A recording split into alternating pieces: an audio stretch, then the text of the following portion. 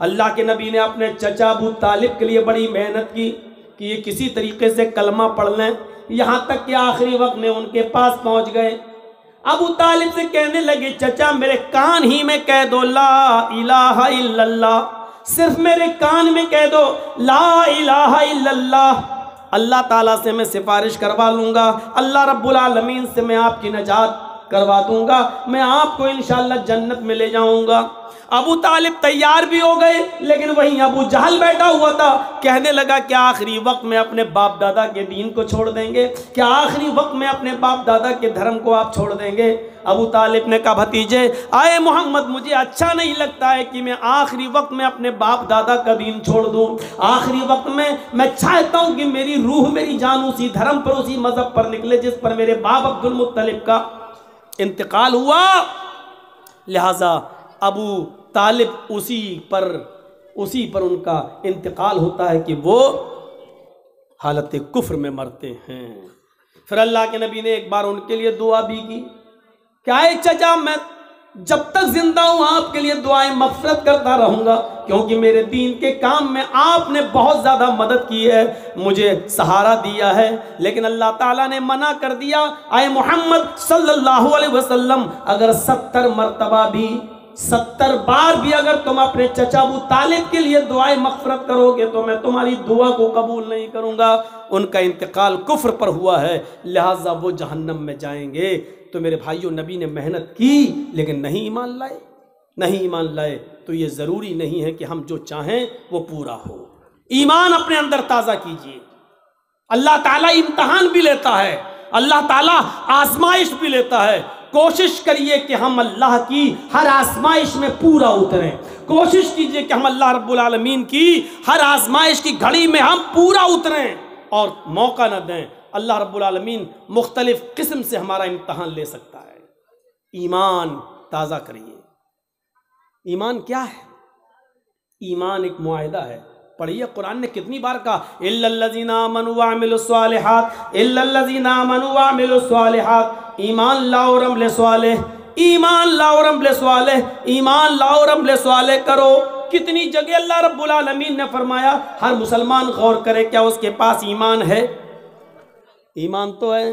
अब गौर करें, क्या वो अमल सालेह भी करता है? अमल सालेह क्या हुआ? बोलिए मत।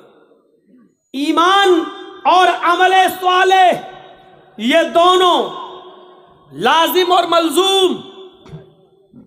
अब आपको एक मिसाल दूंगा मैं, ईमान क्या है और अमल सालेह क्या है।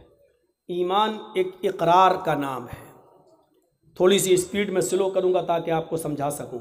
सुनिए, ईमान नाम है इकरार का।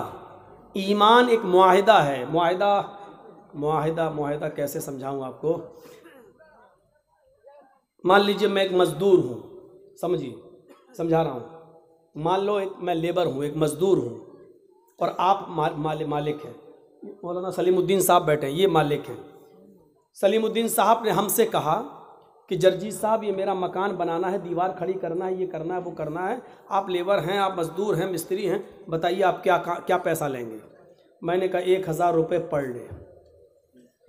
सुबह 9 बजे आऊँगा, शाम को 5 बजे तक आपका काम करूँगा, दीवार खड़ी करूँगा, और 10 दिन में हम आपका ये काम पूरा कर देंगे। मौलाना सलीमुद्दीन साहब ने कहा ठीक है, डन। 1000 रुपये हम पर डे के हिसाब से 10 दिन में 10,000 रुपये हम आपको देंगे, आप कल से आ जाइए। हमारा मुआहिदा हो गया, हमारा मुआहिदा हो गया, इकरार हो गया, हमने भी इकरार कर लिया। ये है मुआहिदा, अहदो पैमान। तुम 10 दिन काम करो, हम तुम्हें 10 दिन के बाद 10 दिन की मजदूरी दे देंगे। मैंने इकरार कर लिया, इन्होंने तय कर लिया। हम कल नहीं पहुंचे, परसों नहीं पहुंचे, तीसरे दिन नहीं गए, 10 दिन तक नहीं गए, और 11वें दिन सलीमुद्दीन साहब के पास पहुंच गए और कहा साहब आज 11वां दिन है, 10 दिन की मजदूरी हमें दे दीजिए। हंस रहे ना? समझ में आ गया ना कि मजदूरी मांगने वाला मौलवी जर्जीस पागल है। क्यों हंस रहे हैं आप? इसलिए हंस रहे हैं कि आपने तो काम किया ही नहीं तो मजदूरी क्यों। जर्जीस साहब को तो रांची में पागल खाने में भर्ती करो, ये तो पागल हो गया है। अब जर्जीस साहब कह रहे नहीं दोगे तो हम मुकदमा दायर कर देंगे, क्योंकि आपने वादा किया था कि हम 11वें दिन पैसा मजदूरी देंगे। सलीमुद्दीन साहब कह रहे मैंने वादा किया था, लेकिन आपने भी तो इकरार किया था कि मैं 10 दिन काम करूंगा, आपने काम कहां किया। जर्जीस साहब कह रहे हैं अरे मैंने काम किया हो या ना किया हो, लेकिन इकरार तो किया था कि करूंगा। नहीं किया तो क्या हुआ, मैं मना कहां कर रहा हूं, मैंने कहा कि मैंने किया, लेकिन इकरार ये तो नहीं कहा था कि नहीं करूंगा, ये तो कहा था कि करूंगा। जब इकरार था मेरा तो मुझे मजदूरी दीजिए, सिर्फ इकरार की वजह से मजदूरी दीजिए।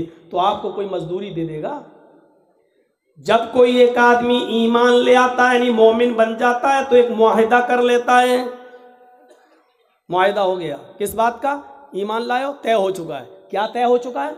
तुम नमाज पढ़ोगे 5 वक्त की, तुम रमजान के पूरे महीने के रोजे रखोगे, तुम ज़कात दोगे अपने माल की पूरी, अगर इस्तिताअत होगी तो तुम हज करोगे, गरीबों की मदद करोगे, पड़ोसियों का ख्याल रखोगे, यतीमों पर जुल्म और ज्यादती नहीं करोगे, किसी के ऊपर जुल्म नहीं करोगे।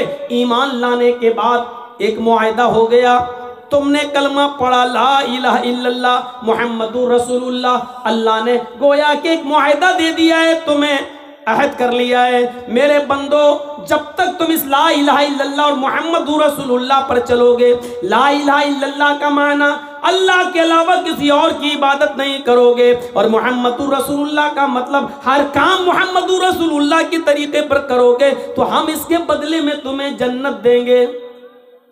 हमने वादा तो कर लिया, इकरार तो कर लिया, ला इलाहा इल्लल्लाह मुहम्मदुर रसूलुल्लाह तो पढ़ लिया, लेकिन इसके बाद अब न नमाज के, न रोजे के, न हज के, न ज़कात के, न गरीबों पर हमदर्दी, न मिस्कीनों के साथ अच्छा सुलूक, न बेवाओं के साथ अच्छा सुलूक, न पड़ोसियों के साथ हमारा अच्छा रहन सहन, उठना बैठना, न यतीमों के ऊपर मेरे भाइयों शफकत और प्यार और मोहब्बत का हाथ। हम इन तमाम चीज़ों से दूर हैं, और क़यामत के दिन अल्लाह के सामने खड़े होकर कहेंगे अल्लाह हमने कलमा तो पढ़ा था। अल्लाह कहेगा मेरे बंदे ठीक है कलमा पढ़ा था ला इलाहा इल्लल्लाह मुहम्मद रसूलुल्लाह, लेकिन तूने अमल तो नहीं किया। अल्लाह अमल नहीं किया तो क्या हुआ, इकरार तो किया था तू हमें जन्नत दे, तूने कहा था कि ला इलाहा इल्लल्लाह मुहम्मद रसूलुल्लाह जो पढ़ेगा उसको जन्नत, मन क़ाला ला इलाहा इल्लल्लाह दख़लल जन्नह, जिसने कहा ला इलाहा इल्लल्लाह वो जन्नत में जाएगा। ये तेरे नबी ने कहा था जो ला इलाहा इल्लल्लाह पढ़ेगा वो जन्नत में जाएगा। अल्लाह मैंने पढ़ा था। अल्लाह कहेगा मेरे बंदे मेरा भी तो एक वादा था कि तू ये अमल करेगा तो जन्नत में दूंगा, तूने सिर्फ मेरा वादा तो मान लिया, लेकिन उसके मुताबिक तूने अमल नहीं किया। मेरे भाइयों जब तुम अपने मोहल्ले में, अपने समाज में, अपनी सोसाइटी में बगैर काम किए हुए किसी को मेहनत उसकी मजदूरी नहीं दे सकते हो, तो अल्लाह रब्बुल आलमीन बगैर अमल किए हुए हमें जन्नत कैसे दे देगा। जर्जीस साहब मिसाल तो बड़ी अच्छी दे रहे हो, लेकिन अमल कौन करेगा? अमल इतना मुश्किल है? नहीं, ये आपकी खाम ख्याली है कि मुश्किल है। मुश्किल है। अगर इंसान करने पे आ जाए तो सब कुछ कर सकता है। साहब सुबह फजर की नमाज में ठंड में कैसे उठेंगे? साहबा कैसे उठते थे छोड़िए, आपके मोहल्ले में, आपके गांव में आप कहते हो कैसे उठेंगे, इस गांव में ऐसे 80 साल के बूढ़े भी हैं जो उठ रहे हैं। वो कैसे उठ रहे हैं? एक बादशाह बड़ा नमाजी था, बड़ा रोजदार था, बाअमल था, तहज्जुद गुजार था, लेकिन बादशाही भी बड़ी अच्छी चलाता था, हुकूमत भी बड़ी अच्छी करता था, किसी पर जुल्म नहीं होने देता था। तो एक मर्तबा एक फकीर उसके पास से गुजरा और कहने लगा कि आपके दरबार में शेर और बकरी एक जगह कैसे जमा हो जाती है, मेरी समझ में नहीं आ जाता। बादशाह ने कहा मैं तुम्हारी बात को समझा नहीं। उस फकीर ने कहा बादशाह होकर तुम अल्लाह की इबादत भी कर लेते हो, तुम नमाज भी पढ़ लेते हो, रोजा भी रख लेते हो, हज भी कर लेते हो, ज़कात भी दे लेते हो, गरीबों की फरियाद भी सुन लेते हो, मजलूमों पर जुल्म भी नहीं होने देते हो, और दुनिया भी चला लेते हो, ये दोनों चीज़ें तुम एक साथ कैसे कर लेते हो? बादशाह ने कहा देखना चाहते हो कि हाँ। कहा 2 जल्लाद को बुलाओ। 2 जल्लाद आ गए। कहा तलवार निकालो। जल्लादों ने तलवार निकाली। बादशाह ने अपने एक नौकर से कहा 1 प्याला पानी ले आओ।